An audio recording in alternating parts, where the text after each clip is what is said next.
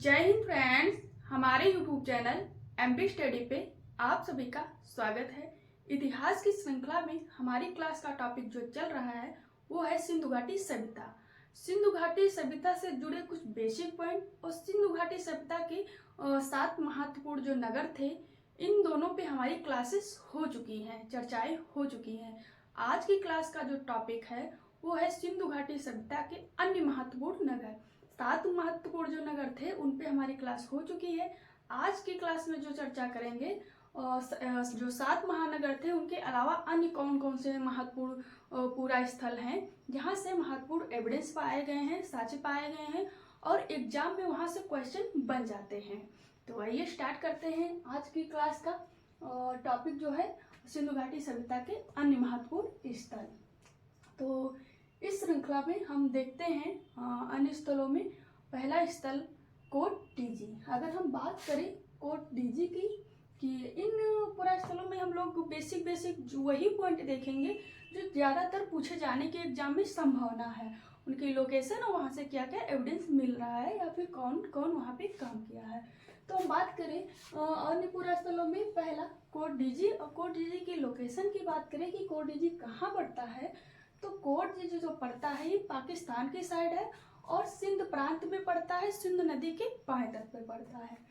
Coat DG Pakistan के सिंध प्रांत में पड़ता है और सिंध नदी के बाएं तट पे पड़ता है। अगर हम बात करें कि कोट डीजी पूरा स्थल पे उत्खनन का काम किसने किया, तो उत्खनन का काम जो किए थे फजल अहमद खान ने किया था। कोट डीजी के उत्खनन का जो काम किए थे वो फजल अहमद खान ने किया था। कब किया था, तो 1957 ईस्वी में उत्खनन का काम किए थे अहमद खान महोदय ने। यहाँ पे साक्ष्य में देखिए क्या मिलता है, तो यहाँ पे किले बंद रहित बस्ती पाई जाती। जैसे हम लोग जो अभी चन्हूदड़ो को पढ़े थे, तो चन्हूदड़ो किले रहित बस्ती थी, मतलब वहाँ दुर्गीकृत के साक्ष्य नहीं प्राप्त थे। तो सेम यहाँ पे भी कोट डीजी में देखने को मिलता है कि कोट डीजी नगर था सिंधु घाटी सभ्यता का, यहाँ पे दुर्गीकरण या किलेबंदी का साक्ष्य नहीं पाया जाता है। तो हो सकता पूछ ले कि सिंधु घाटी सभ्यता के कौन से शहर हैं जहाँ पे दुर्गीकरण के या फिर सुरक्षा प्राचीर के साक्ष्य नहीं पाए जाते हैं, तो हो जाएगा चन्हूदड़ो, दूसरा हो जाएगा कोट डीजी। इसके अलावा साक्ष्य देखें तो यहाँ पे अग्निकुंड के साक्ष्य मिलते हैं। हम लोगों ने देखा था कि कालीबंगा से भी अग्निकुंड के साक्ष्य मिल रहे थे, सेम वही जो अग्निकुंड थे उनके साक्ष्य हमें देखने को मिलते हैं कोट डीजी से। इसके अलावा यहाँ से अलंकृत खंबा मिलता है। हम लोग पढ़े थे धौलावीरा में, वहाँ पे एक केवल खंबा पाया जाता था जिसमें श्वेत पॉलिश पाई जाती थी, लेकिन यहाँ पे जो खंबा पाया जा रहा उसमें चित्रकारी नक्काशी की गई है। तो अगर श्वेत पॉलिश से युक्त खंबा पूछा जाए तो धौलावीरा हो जाएगा। अगर पूछा जाए कि नक्काशी वाला खंबा कहाँ पाया जाता है, स्तंभ कहाँ पाया जाता है, तो वो पाया जाता है कोट डीजी में पाया जाता है। इसके अलावा यहाँ से पत्थर के तीर पाए जाते हैं। पत्थर के तीर जो संभवतः शिकार के काम में प्रयोग किए जाते होंगे। जो धनुष बाण में यूज किया जाता है तो उसके धनुष बाण के आगे का जो हिस्सा होता है उसमें पत्थर या इतने टाइम जो प्रयोग किया जाता है वो लोहे का प्रयोग किया जाता है शिकार के लिए, और उतनी टाइम सिंधु घाटी सभ्यता में आगे के भाग में जो बाढ़ रहता था लगाने के लिए पत्थर का प्रयोग किया जाता था। तो पत्थर के तीर का जो साक्ष्य मिला वो भी कोट डीजी पूरा स्थल से मिला है। तो यहाँ पे ये सारे साक्ष्य एविडेंस जो हैं ये महत्वपूर्ण है। ये बस्ती किले बंद रही थी, यहाँ से अग्निकुंड साक्ष्य मिले और कोट डीजी का माना जाता है इन्हीं अग्निकुंड से इसका विनाश हुआ होगा। इसके अलावा अलंकृत खंबा मिला है और पत्थर के तीर मिले हैं। ये होगी विशेषता कोट डीजी की। अब दूसरा पूरा स्थल है अमारीपुरा स्थल। अगर अमारीपुरा स्थल की बात करें कि अमारीपुरा स्थल पड़ता कहाँ है, तो अमारीपुरा स्थल भी पाकिस्तान की साइड है और ये सिंध प्रांत में पड़ता है। यहाँ की विशेषता क्या है कि ये पाकिस्तान की साइड है, ये सिंध प्रांत में पड़ता है और यहाँ पे जो साक्ष्य के रूप में महत्वपूर्ण मिला है वो मिला है बरसिंघा के साक्ष्य मिले हैं। बात करें तो महत्वपूर्ण साक्ष्य है कि यहाँ से बरसिंघा के साक्ष्य प्राप्त होते हैं। अमारीपुरा स्थल से सबसे महत्वपूर्ण विशेषता है कि यहाँ से बरसिंघा के साक्ष्य प्राप्त होते हैं, क्योंकि अन्य पूरा स्थल से हमें सिंधु घाटी सभ्यता के बरसिंघा के साक्ष्य नहीं देखने को मिलते हैं, लेकिन अमारी से बरसिंघा के साक्ष्य देखने को प्राप्त होते हैं। इसके अलावा अगला पूरा स्थल है जिसका नाम है अनीमुराद। अनीमुराद जो पूरा स्थल है ये भी पाकिस्तान की साइड है और ये सिंध प्रांत में पड़ता है। ये पाकिस्तान के अनीमुराद जो पूरा स्थल है ये पाकिस्तान के सिंध प्रांत में पड़ता है। अगर यहाँ के साक्ष्य की बात करें कि अनीमुराद से क्या साक्ष्य मिला है, तो इसकी सबसे बड़ी विशेषता है कि सिंधु घाटी सभ्यता जो है ना वो नगरी सभ्यता मानी जाती है, लेकिन अनीमुराद जो पूरा स्थल है यहाँ से एविडेंस मिलता है कि ये एकमात्र नगर है जो एक ग्रामीण बस्ती थी। तो पूछा जा सकता है कि सिंधु घाटी सभ्यता का कौन सा वह नगर है, पूरा स्थल है जहाँ से ग्रामीण जीवन के साक्ष्य मिले हैं। क्योंकि अपवादित चीजें हो जाती हैं कि सिंधु घाटी सभ्यता एक नगरी सभ्यता मानी जाती है, लेकिन सिंधु घाटी सभ्यता का एक पूरा स्थल है जिसका नाम है अनीमुराद जो एक ग्रामीण बस्ती थी। तो ये इम्पोर्टेंट हो सकता है, अनीमुराद जो थी ये एक ग्रामीण बस्ती थी। इसके अलावा अगला पूरा स्थल है जिसका नाम है जुदरी दड़ो। जुदरी दड़ो जो पूरा स्थल है ये पूरा स्थल भी पाकिस्तान में पड़ता है और सिंध प्रांत में पड़ता है।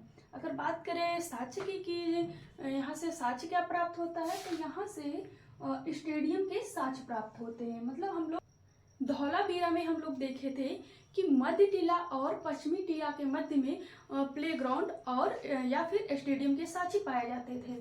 तो वही जो स्टेडियम है ये पाकिस्तान की साइड है, वैसा ही स्टेडियम हमें जुदरी दड़ो पूरा स्थल से प्राप्त होता है। तो सिंधु घाटी सभ्यता में दो जगह से स्टेडियम या प्लेग्राउंड के साक्ष्य मिले हैं। पहला धौलावीरा जो भारत के संदर्भ में है, अगर पाकिस्तान के संदर्भ में पूछा जाए तो ये पूरा स्थल हो जाएगा जुदरी दड़ो। अगर अगले पूरा स्थल की बात करें तो अगला पूरा स्थल हमारा गनेरी वाला। अगर गनेरी पूरा स्थल की बात करें, इसकी अपनी खास विशेषता है। पहले तो ये जो पड़ता है गनेरी वाला पूरा स्थल ये पाकिस्तान के पंजाब प्रांत में पड़ता है। ये सब जो साइडें हैं ये पाकिस्तान की हैं और ये पाकिस्तान के भी पंजाब राज्य में पड़ता है। अगर बात करें गनेरी वाला की सबसे बड़ी विशेषता क्या है कि गनेरी वाला जो है ये पूरे अगर 3 देशों में फैली है सिंधु घाटी सभ्यता। अगर तीनों देशों में देखा जाए जो सबसे बड़ा पूरा स्थल माना जाता है सिंधु घाटी सभ्यता का वो गनेरी वाला माना जाता है। अगर भारत के संदर्भ में पूछा जाएगा तो इसका क्वेश्चन अलग हो जाएगा। अगर ऐसे पूछा जाता है कि सिंधु घाटी सभ्यता का सबसे बड़ा पूरा स्थल कौन सा है तो गनेरी वाला हो जाएगा। अगर यही भारत के संदर्भ में पूछा जाए कि सिंधु घाटी सभ्यता का सबसे बड़ा पूरा स्थल कहाँ है तो हो जाएगा राखीगढ़ी। अगर डायरेक्ट पूछ लेता है कि सिंधु घाटी सभ्यता का सबसे बड़ा पूरा स्थल क्या है तो अगर उसमें गनेरी वाला ऑप्शन है तो आप उसको चुनिएगा, अन्यथा तो राखीगढ़ी तो भारत के संदर्भ में सबसे बड़ी साइट सिंधु घाटी सभ्यता की ही है। तो ये हो गई कि गनेरी वाला सबसे बड़ा सिंधु घाटी सभ्यता का पूरा स्थल है। दूसरा महत्वपूर्ण स्थल देखते हैं, ये है सूतकांगे डोर। सूतकांगे डोर जो पूरा स्थल है ये भी पाकिस्तान की साइड है और ये पाकिस्तान की बलूचिस्तान प्रांत में पड़ता है। अगर नदी की बात करें तो इसकी नदी पूछ लिया जाता है कि सूतकांगे डोर किस नदी घाटी पे पड़ता है, तो ये दास नदी पे पड़ता है। और सूतकांगे जो है ना ये जो सिंधु घाटी सभ्यता का पश्चिमी छोर माना जाता है। इसके अलावा बात करें यहाँ पे काम की, तो यहाँ पे जो काम किए हैं वो किए हैं R.L. स्टाइन महोदय ने किया था। और कब किया है तो 1927 ईस्वी में किया है। ये भी पूछा गया है कि सूतकांगे डोर पे काम कब किया गया है, तो 1927 में किया गया है और R.L. स्टाइन महोदय ने किया है। ये UGC द्वारा पूछा गया है कि यहाँ पे कब और किसने उत्खनन किया है। इसके अलावा हड़प्पा सभ्यता का पश्चिमी बंदरगाह पाया जाता है। जो हड़प्पा सभ्यता विस्तार पाया जाता था उसके पश्चिमी छोर का जो बंदरगाह था वो सूतकांगे डोर में था। तो सूतकांगे डोर एक बंदर वाला नगर भी था और एक पश्चिमी छोर भी था सिंधु घाटी सभ्यता का। इसके अलावा यहाँ कि जो जैसे कि सिंधु घाटी सभ्यता के जितने नगर हैं वो दुर्गीकृत हैं, जैसे कुछ अपवाद छोड़ के दुर्गीकृत है, मतलब सुरक्षा की दृष्टि से सुरक्षा प्रचीर वहाँ पे बनाई गई है।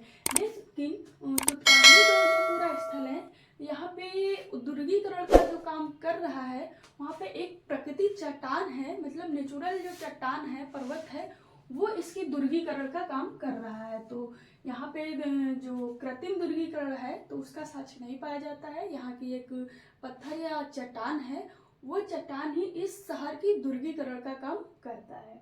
तो ये हो गया इसके फैक्ट। अब बात कर लेते हैं, ये है नौसारोपुरा स्थल। नौसारोपुरा स्थल की अपनी अन्य विशेषताएं हैं कि ये भी पाकिस्तान की साइड है और ये बलूचिस्तान प्रांत में पड़ता है।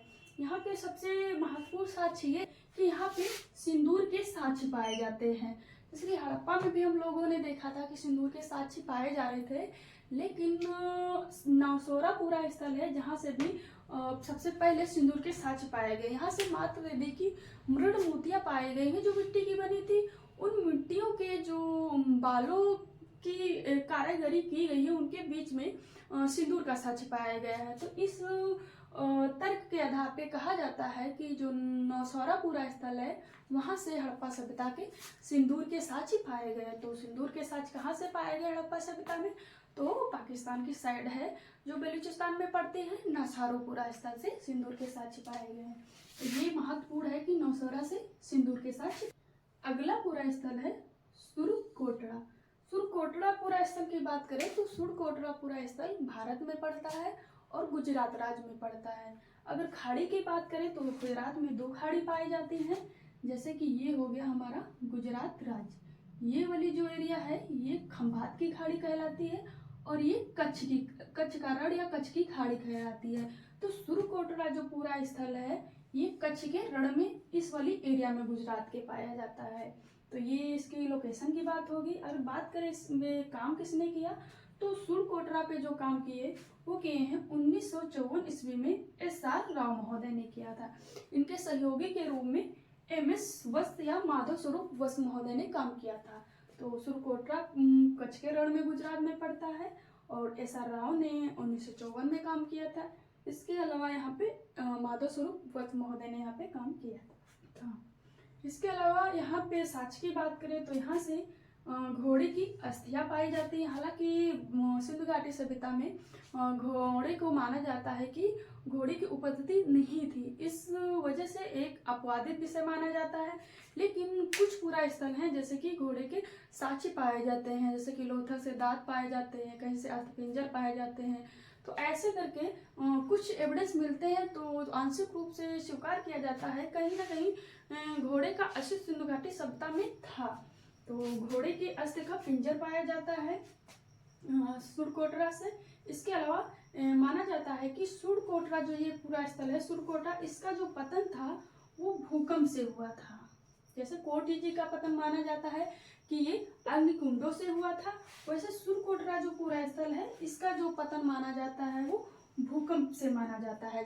जैसे कि हम लोगों ने कालीबंगा की बात किया था कि कालीबंगा में सबसे प्राचीनतम भूकंप के साक्ष्य पाए जाते हैं। तो और उसी के आधार पे कुछ विद्वान मानते हैं कि उस कालीबंगा का पतन भूकंप के कारण तो नहीं हुआ था, अपवादित मत है। लेकिन अगर पूछा जाए भूकंप के सिंधु घाटी सभ्यता में प्राचीनतम साक्ष्य कहाँ से मिलते हैं तो कालीबंगा से मिलते हैं। अगर ये पूछा जाए कि कौन सा नगर है जिसके पतन के साक्ष्य भूकंप से प्राप्त होते हैं तो हो जाएगा उसका आंसर सुरकोटड़ा हो जाएगा। इसके अलावा इस पूरा स्थल से कलश समाधान का एविडेंस मिलता है। हालांकि कलश समाधान के जो एविडेंस हैं वो आगे के कालों में जो ताम्रपाषाण कल्चर के जैसे पूरा स्थल थे, इनाम गांव अन्य थे, वहां से हमें समाधान के साक्ष्य देखने को मिलते हैं। लेकिन हड़प्पा सभ्यता का ये भी महत्वपूर्ण स्थल है सुरकोटड़ा, जहां से कलश समाधान के साक्ष्य प्राप्त होते हैं। इसके अलावा सुरकोटड़ा पूरा स्थल से एक अनोखी कब्र मिली है जो एक बड़े पत्थर से ढकी गई है। ये भी विशेषता है सुरकोटड़ा की कि सुरकोटड़ा पूरा स्थल से एक अनोखी कब्र मिली है जो एक बड़े पत्थर से ढकी गई है। ये विशेषता हो गई हमारी सुरकोटड़ा पूरा स्थल की।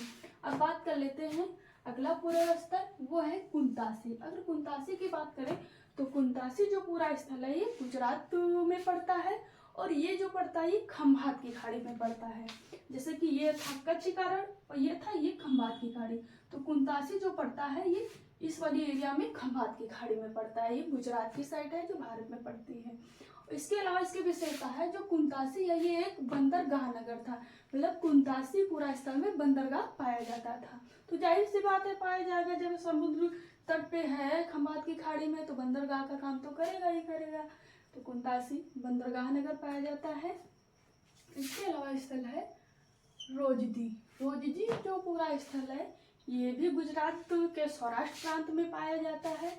और यहाँ साच के रूप में देखें तो साच के रूप में यहाँ पे गोमत पत्थर पाए जाते हैं। गोमत पत्थर है, उन पत्थरों का प्रयोग जो किया गया है बाट के रूप में किया गया है। जैसे कि आज के जो बाट है वो लोहे के बने होते थे, लेकिन सिंधु घाटी सभ्यता के जो बाट थे, नाप तौल की जो इकाई मानी जाती थी वो बाट के रूप में थी। और वो बाट किससे बनाई जाती थी, तो वो गोमत पत्थर से बनाए जाते थे। तो गोमत पत्थर से बने बाट का जो पाया गया है वो रोजदी पूरा स्थल से पाया गया है। इसके अलावा यहाँ पे छेददार मनके पाए गए हैं।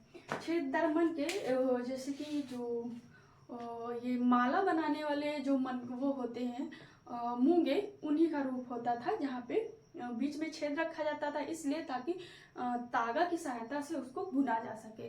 तो छेद वाले जो मनके रहते थे वो रोजदी से पाए गए। हालांकि जो मनका उद्योग के रूप में जाना जाता था वो हमारा था चनहुदड़ पूरा स्थल। इसके अलावा यहाँ से कच्ची ईंट के बने चौबतरे पाए गए हैं।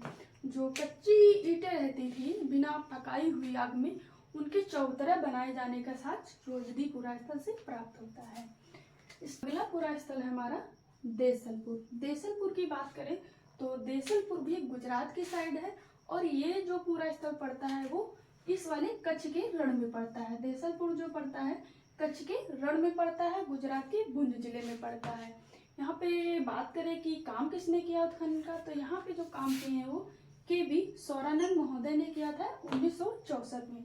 अगर हम बात करें यहाँ पे साच की, तो यहाँ पे अंगूठी के साच पाए जाते हैं। इसके अलावा यहाँ पे तांबे की छुरी पाई जाती है।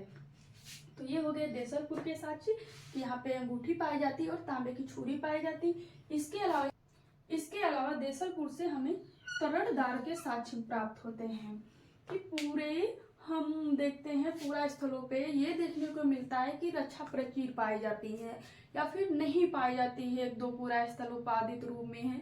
लेकिन जो देसलपुर पूरा स्थल है यहाँ की अपनी विशेषता है कि यहाँ पे रक्षा प्रचीर के जगह पे तोरण द्वार पाए जाते थे। तोरण द्वार एक भव्य तरीके से प्रवेश द्वार होता था, जैसे कि हम सांची और भरूच के स्तूपों में देखते हैं कि तोरण द्वार होते हैं और काफी भव्य और बड़े सजावट वाले बनाए जाते हैं, वो प्रवेश द्वार कहलाते हैं। सेम यहाँ पे रक्षा प्रचीर ना बना के वहाँ के नगरवासियों ने तोरण द्वार बनाया है। तो सिंधु घाटी सभ्यता में अगर पूछा जाए तो रक्षा प्रचीर के जगह पे तोरण द्वार के साक्ष्य कहाँ मिले हैं, तो हो जाएगा देसलपुर। अगले पूरा स्थल की बात करें तो अगला पूरा स्थल है हमारा कुणाल। कुणाल की बात करें इसकी लोकेशन की, तो कुणाल जो पूरा स्थल है ये हरियाणा राज्य में पड़ता है। कहाँ पड़ता है, तो हरियाणा राज्य में पड़ता है। अगर नदी की बात करें तो कुणाल घग्गर नदी किनारे पड़ता है। कुणाल हरियाणा राज्य के घग्गर नदी किनारे पड़ता है। अगर काम बात करें कि कुणाल पे काम किसने किया उत्खनन का, तो यहाँ पे कुणाल पे जो काम किए हैं वो जे.पी. जोशी महोदय ने किया है और आर.एस. बिष्ट महोदय ने किया है। किसने किया है, जे.पी. जोशी महोदय ने किया है और आर.एस. बिष्ट महोदय ने किया है। अगर यहाँ पे बात करें एविडेंस की, तो एविडेंस के रूप में सबसे महत्वपूर्ण जो साक्ष्य प्राप्त होता है कुणाल से वो है चांदी का मुकुट। क्या प्राप्त होता है, चांदी का मुकुट। ये पूछा भी जा सकता है, पूछा भी गया है काफी बार कि चांदी का मुकुट पूरे हड़प्पा सभ्यता में कहाँ प्राप्त होता है। तो चांदी का मुकुट जो प्राप्त होता है वो हरियाणा के कुणाल साइड से प्राप्त होता है। ये हो गया। अगला पूरा स्थल है ये है राखीगढ़ी। राखीगढ़ी की बात करें कि ये कहाँ पड़ता है, तो ये हरियाणा की साइड है और हरियाणा के हिसार जिले में पड़ती है। तो ये जिला पूछा गया कि राखीगढ़ी किस जिले में पड़ता है, तो राखीगढ़ी हरियाणा के हिसार जिले में पड़ता है। और नदी की बात करें तो ये घग्गर नदी किनारे पड़ता है। अगर बात करें कि राखीगढ़ी पे काम किसने किया है, तो राखीगढ़ी पे जो काम किए हैं वो किए हैं सूरज भान महोदय ने। ये हिसार जिले में पड़ता है, घग्गर नदी तट पे पड़ता है और काम किसने किया उत्खनन का, तो सूरज भान महोदय ने किया है। इसकी सबसे महत्वपूर्ण विशेषता है कि राखीगढ़ी जो पूरा स्थल है ये सबसे बड़ा पूरा स्थल माना जाता है। अगर भारत के संदर्भ में पूछा जाए कि सिंधु घाटी सभ्यता का सबसे बड़ा महत्वपूर्ण स्थल कौन सा है, एरिया वाइज सबसे बड़ा स्थल कौन सा है, तो वो है राखीगढ़ी। तो राखीगढ़ी सिंधु घाटी सभ्यता का सबसे बड़ा स्थल माना जाता है। और अगर पूरे हड़प्पा सभ्यता के संदर्भ में पूछा जाए तो गैलरी वाला माना जाता है। तो ऑप्शन जैसा है उस पर डिपेंड करता है कौन सा ऑप्शन आपको चुनना है और एग्जामिनर कैसा क्वेश्चन पुट अप करता है। इसके अलावा यहाँ से ये सबसे बड़ा साइट है हड़प्पा सभ्यता के। इसके अलावा यहाँ से युग्म समाधान मिलता है। तो युग्म समाधान हम लोगों ने कई पूरा स्थलों से देखा है कि जहाँ पे युग्म समाधान का मतलब है कि महिलाएं और पुरुष एक साथ अंत्येष्ट किया गया है, समाधान किया गया है, दफनाया गया है। इसके अलावा अगला स्थल है सनौली। सनौली पूरा स्थल हाल ही में खोजा गया नया नवीनतम स्थल माना जाता है। सनौली पूरा स्थल हड़प्पा सभ्यता का काफी चर्चित पूरा स्थल माना जाता है, क्योंकि कुछ विद्वान इसको रिलेट करते हैं आर्य सभ्यता से, वैदिक सभ्यता से रिलेट करते हैं, इसलिए ये चर्चित पूरा स्थल माना जाता है। अगर बात कर ले यहाँ पे उत्खनन किसने किया है, क्या एविडेंस मिले हैं, तो ये जो पूरा स्थल है सनौली पूरा स्थल, ये उत्तर प्रदेश में पाया जाता है। तो सनौली पूरा स्थल उत्तर प्रदेश के बागपत जिले पाया जाता है। ये यूपी के बागपत जिले में पाया जाता है।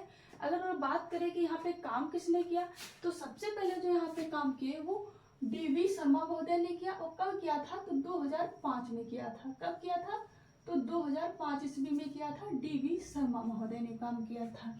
इसके बाद पुनः इस पूरा स्थल पे एसके मंजुल महोदय ने पुनः काम किया। कब किया था, तो 2018 ईस्वी में किया था। सनौली पूरा स्थल पे 2 चरणों में खुदाई हुई। पहला 2005 में डीवी शर्मा महोदय ने किया, दूसरा एसके मंजुल महोदय ने किया। कब किया, तो 2018 में किया। इसके बाद लगातार सनौली साइट पे काम हो रहा है, नए नए एविडेंस मिल रहे हैं। तो वो कालांतर प्रेजेंट की चीजें हैं वो चलती रहेंगी, नई नई चीजें प्राप्त होती रहेंगी। ये तो हड़प्पा सभ्यता का जो इतिहास है और उजागर होगा, हमारे भारत का भी इतिहास उजागर होगा। बात करें कि अन्य साक्ष्यों में, तो यहाँ पे जो साक्ष्य प्राप्त होता है सबसे महत्वपूर्ण है कि यहाँ पे 125 बैरियर पाए जाते हैं। यहाँ पे सबसे ज्यादा समाधान पाए जाते हैं और जो समाधान पाए गए उनकी संख्या है 125। सनौली पूरा स्थल से 125 समाधान पाए जाते हैं। अगर इनकी दिशा की बात करें, जो 125 समाधान है उनकी दिशा क्या थी, किस दिशा में उनको अंत्येष्ट किया गया था, दफनाया गया था, तो ये उत्तर से दक्षिण किया गया था। जैसे कि हम देख रहे थे कि ताम्रपाषाण काल में इनामवा पूरा स्थल है, अन्य स्थल थे कुछ, वहां पे देखने को मिल रहा था कि जो समाधान किए गए थे वो उत्तर से दक्षिण किए गए थे। तो यहाँ की ये विशेषता है कि सनौली पूरा स्थल के जो 125 समाधान है उसमें से ज्यादातर समाधान जो पाए गए हैं वो उत्तर से दक्षिण दफनाए गए हैं।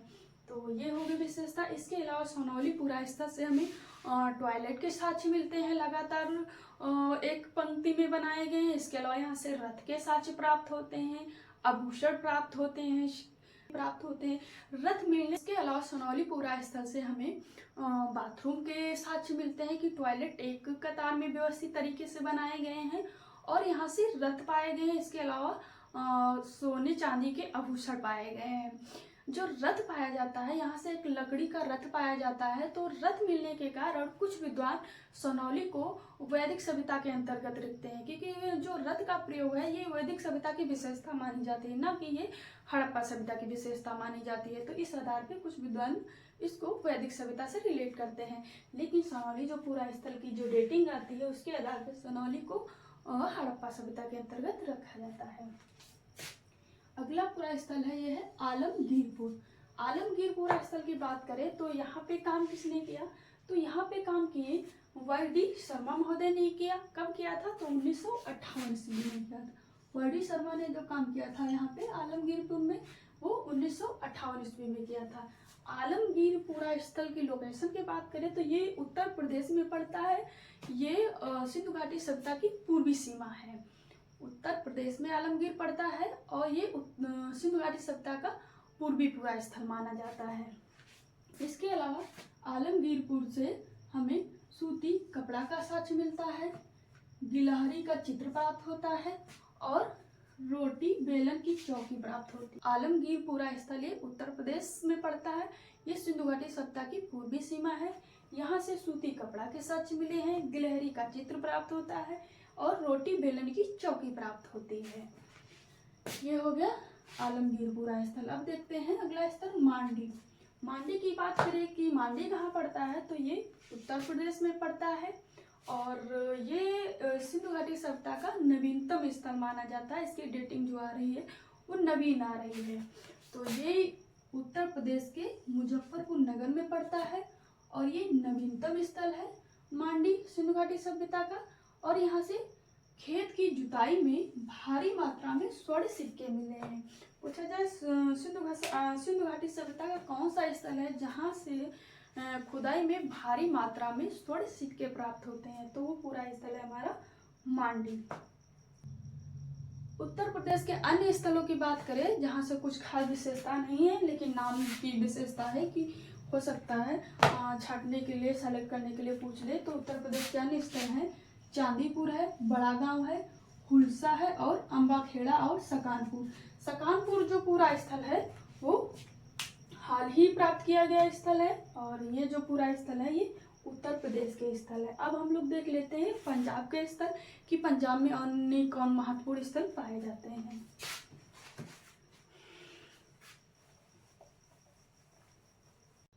पंजाब के स्थलों में पहला पूरा स्थल है वो है जिसका नाम है रोपड़। रोपड़ पूरा स्थल की विशेषता है कि रोपड़ पूरा स्थल जब भारत गणतंत्र हुआ, भारत को जब स्वतंत्रता प्राप्त हुई, तो सिंधु घाटी सभ्यता का जो सबसे पहला उत्खनित पूरा स्थल है वो रोपड़ माना जाता है। तो सिंधु घाटी सभ्यता का जो पंजाब का रोपड़ पूरा स्थल है, स्वतंत्रता प्राप्ति के पश्चात स्वदेशी गवर्नमेंट में जो पहला पूरा स्थल खोदा गया वो स्थल है हमारा रोपड़। रोपड़ की विशेषता है कि रोपड़ जो आधुनिक नाम है, रोपड़ का आधुनिक जो प्रेजेंट टाइम में जो रोपड़ जाना जाता है वो रूपनगर के नाम से जाना जाता है। किस नाम से जाना जाता है, तो रोपड़ रूपनगर के नाम से जाना जाता है। रोपड़ का आधुनिक जो नाम है वो है रूपनगर। लोकेशन क्या है, तो ये रोपड़ पंजाब में पड़ता है और सतलज नदी तट पर पड़ता है। रोपड़ कहाँ पड़ता है, पंजाब राज्य में और सतलज नदी पे पड़ता है। बात करें यहाँ पे कौन उत्खनन किया, तो यहाँ पे बीबी लाल महोदय ने 1950 ईस्वी में किया था।